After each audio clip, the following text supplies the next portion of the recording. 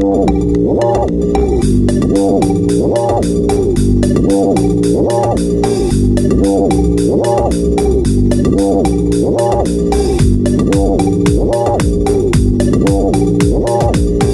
Homo sapiens and Marbites, it's me Rogue Marby Scott. Welcome back to the channel and welcome back any new watchers or new subscribers. And in today's video you're going to see me following a tutorial by Trixie Mattel from RuPaul's Drag Race. I cannot remember the season. I'm going to go with season 9 or season 10, one of those seasons. I'm really bad with stuff like that. Like, I remember episodes and I remember people, but I don't remember seasons because sometimes they just all merge in one when you have Netflix and you binge watch.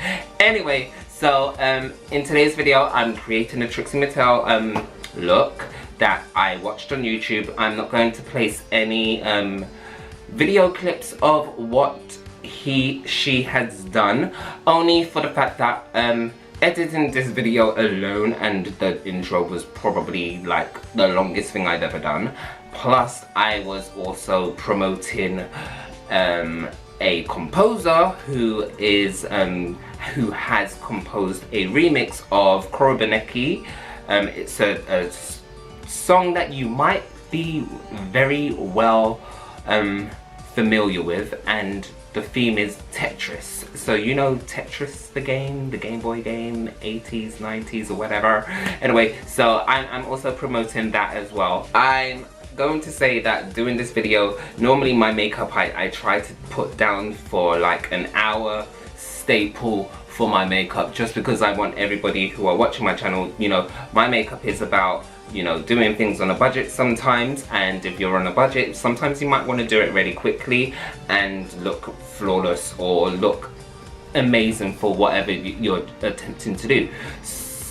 But today, no. This video took me hours. It took me 3 hours to follow I think it's like a 10-minute video. So you can imagine, yeah. I don't know if you might not clock it, just because I'm not clocking it now. But the day that I did start recording and doing the makeup tutorial, I had a burn on my face, and I still have that burn on my face. So how many days have passed since I did it? 6 days have passed since I've done the makeup, and I have a burn here on my face. Now, I hate when YouTubers do this, so you probably are hating this. Like, oh my gosh, like I got a breakout, blah blah blah. I'm not saying I got a breakout or anything. I'm saying I have a freaking burn on my face, and I still decided I wanted to do makeup because I just felt like, why not? Like, I'm so inspired in this moment that I really want to do the makeup. I know I shouldn't be putting makeup and primer and all sorts on my face. I should let my face heal and whatnot, but I, you know, decided to take that risk. I'm going to come closer now so you can see exactly what I was kind of working with. So there, right there. Yeah. I mean, it's still a little bit tender and it's not itchy anymore. There was a scab, I believe, on the day that I was recording. So I was recording on, let's look at the dates. So I recorded on Saturday the 1st of June, and I'm recording this intro on the 6th of June, which is Thursday. So yeah, it's not healed. I mean, I don't even know how I got this burn on my face. I just know I woke up one day, I woke up on the Friday, and my face was itchy, and I was already hungover, and I just was just like, oh whatever, you know what, I can't be bothered to look in the mirror.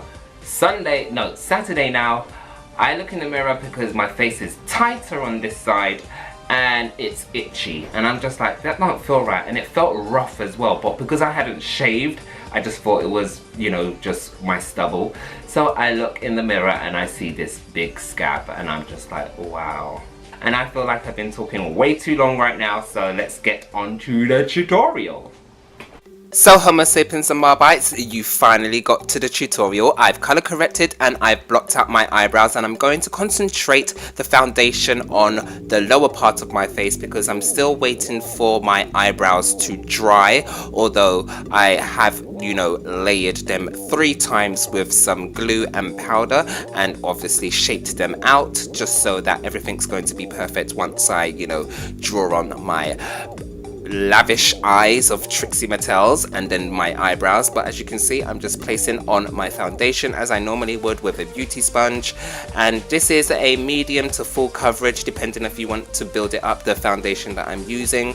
And then I'm going to go in with a lighter color. Now I really love using lighter colors should I say, when you are doing drag makeup or you just want to accentuate every part of your face. So doing this look is not very I'm not a stranger to it when it comes in terms into this part of Trixie Mattel's makeup look. So as you can see, I'm just carving out the shape of my cheeks with that foundation that I'm using, or concealer, depending on what you want to call it. And then I'm just going to blend that out a little bit, and then I'm going to place some on my fulcrum, that's just underneath my nose, and then on my chin.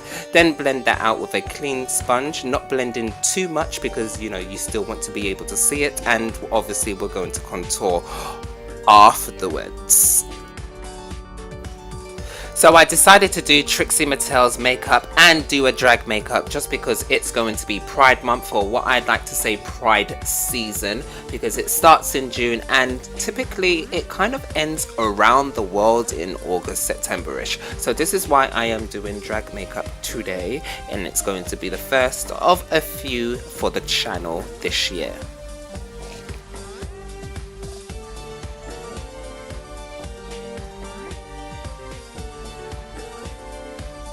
Now it's time for the deeper shades, or your contour shades, and as you can see, I'm placing a nice strap around my chin. I know I don't have a turkey neck, but I feel like I have one, and this is part of Trixie Mattel's look anyway that I'm following. So I'm going in really harshly with that deep brown, that mahogany color, to carve out the cheekbones. And as you can see, I'm using a stick foundation now, and then I'm going to create some stripes, stripe, just to create that, you know, triangular look that she's got going on, and that's that, you know, stark stripey, you know, contour look afterwards. So I'm blending that out, and then I will be going in further in just to deepen that afterwards once I've blended this out with my sponge. And then we're going to, you know, cut that crease out a little bit more, cut that cheek out, just like real cutting. So as you can see, I'm going in with a lighter color. I'm using the same lighter color that I did use on my eyes, but I'm going in very lightly, just to, you know, create that illusion that makeup is there. I am following her makeup look to a T. However, I felt like I blended out too much, so therefore I had to go in with the lighter color just to cut it out a little bit more. And if I haven't said already, this title track, Koroboneki, will be out on the 14th of June. Just going in with a warmer foundation, and I'm just going to place that on top of the darker one just to bring a sharp edge to it. And then we're going to move on to our noses. Or nose. Hair. So going down the shaft of my nose, I'm just going straight down the bridge. I said shaft. Anyway, using that contour color, and then I'm going to use that same lighter color that I've used already on my bridge just to sharpen that nose and bring it up onto my forehead just a tiny little bit, just in between my eyebrows. Then going back in with that contour color, and then I'm going to blend in with a brush. I chose to use a brush in blending this out because if I used a sponge, it might have soaked up a lot of that color, and I wanted that color to stay there just so that you could see how stark the nose contour was going to look.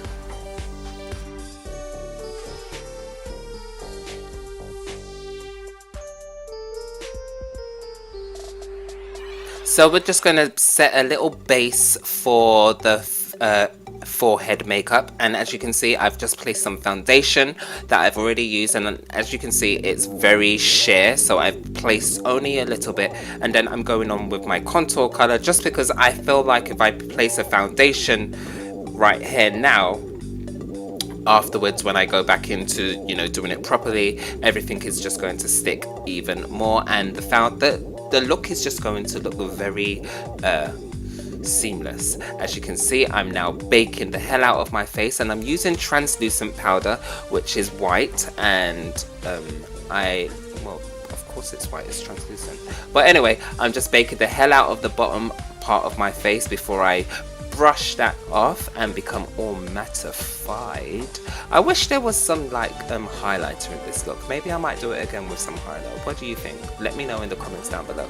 Anyway, just brushing that all off before I go in to carve out some of my cheeks, as you can see here. And I'm using a deep, really deep dark brown, which possibly I could use on my everyday makeup, but I choose not to if I'm going to bronze my face. And as you can see, look at that line. I was amazed with myself when I was just, you know, following the tutorial.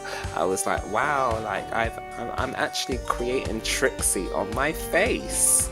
As you can see, I'm doing a comparison, and then I'm just going to tidy up that line underneath with some lighter foundation powder, and then we're going to move on.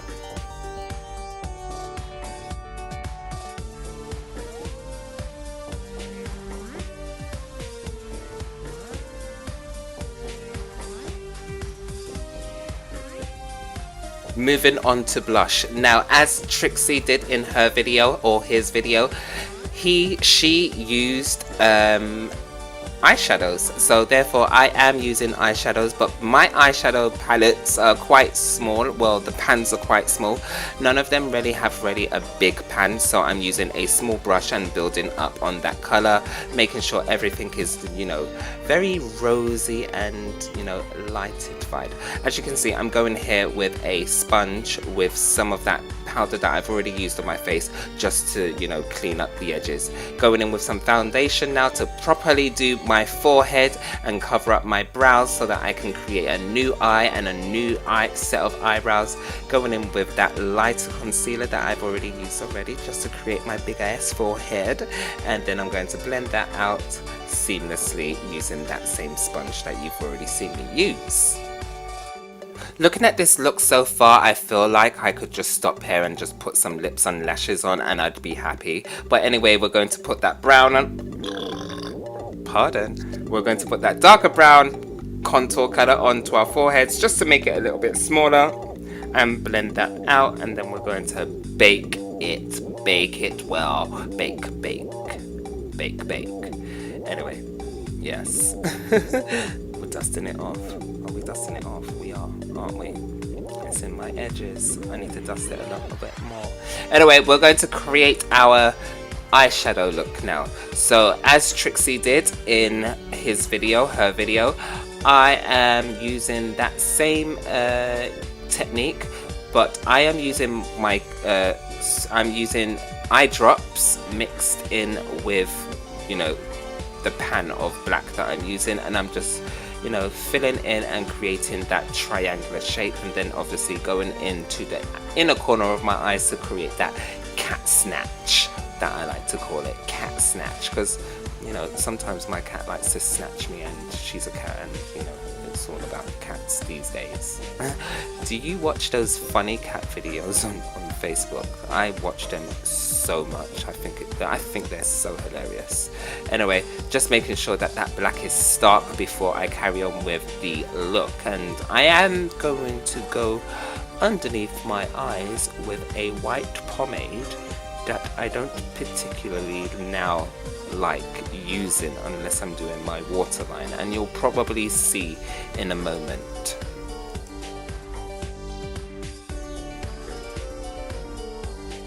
So we're creating now our lids, and I think these are the lids. I mean, this look is very unusual in terms of makeup look, but anyway, we're creating the lid, and we've just drawn that on with the same eyeshadow that we did to do our eyes, and then we're going to place some eyeshadow onto a fluffy brush and just, you know, create a smoky look.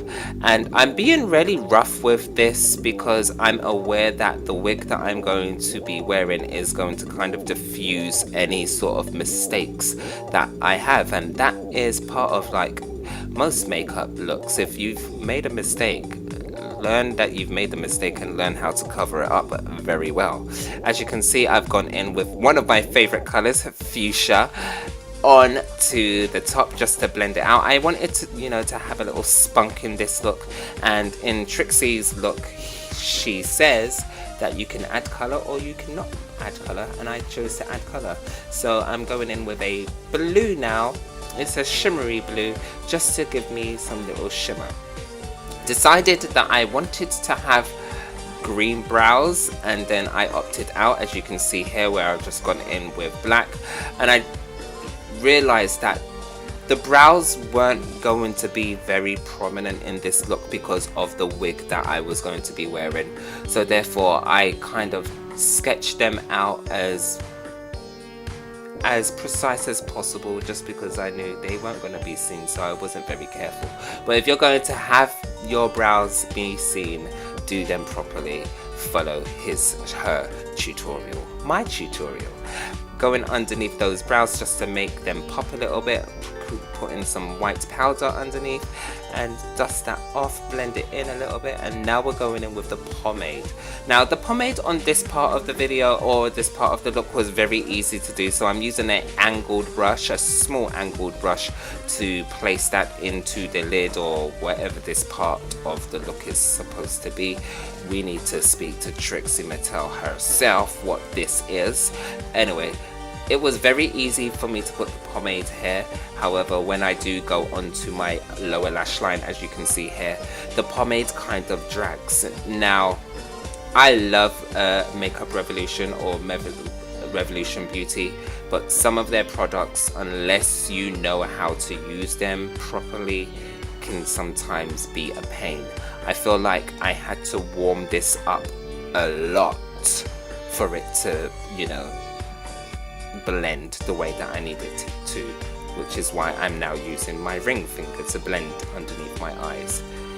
Eyes done. Now we are going to use that same technique that we've used to do our eyeliner and brows, and we're going to carve out our lower lash line with the black, and we're just going to wipe that all the way up, you know, so it's kind of matching our tails of our eyebrows. And then we're going to create a cat's eye, and then we will thicken that up. We're not going to blend it out or anything, but we're just going to thicken that line.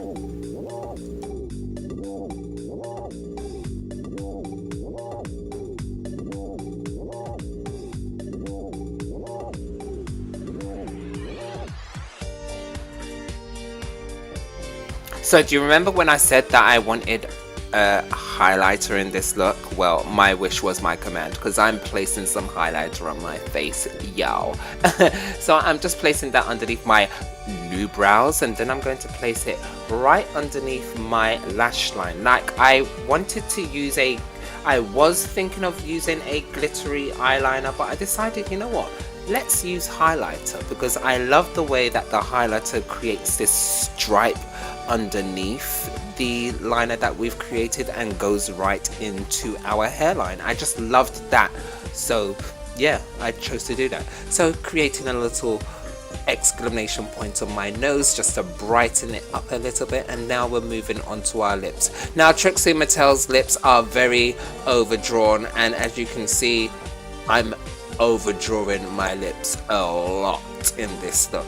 I've got my contacts and my lashes on now, which I've never actually done bottom lashes before, but I was quite amazed on how the look looked on me when I did it. But anyway, we're still doing our lips, and as you can see, I've overdrawn underneath, and because of my bottom lip, it's got like a lip to it, I've had to, you know, further underdraw it. Going in with a white next, just to bring some highlight into our look, and we are almost done in 5, 4, 3, 2, and 1.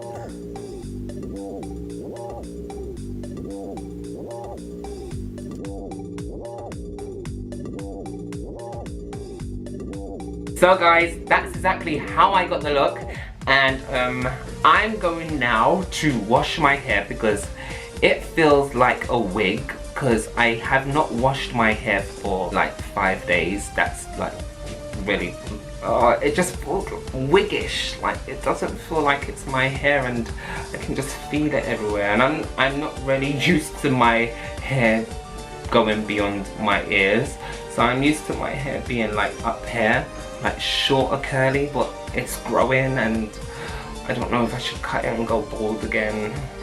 Like if I go bald again, would I be happy? I don't know. But anyway guys, I'll see you in the next video. Ciao for now. Rogue Molly Scott.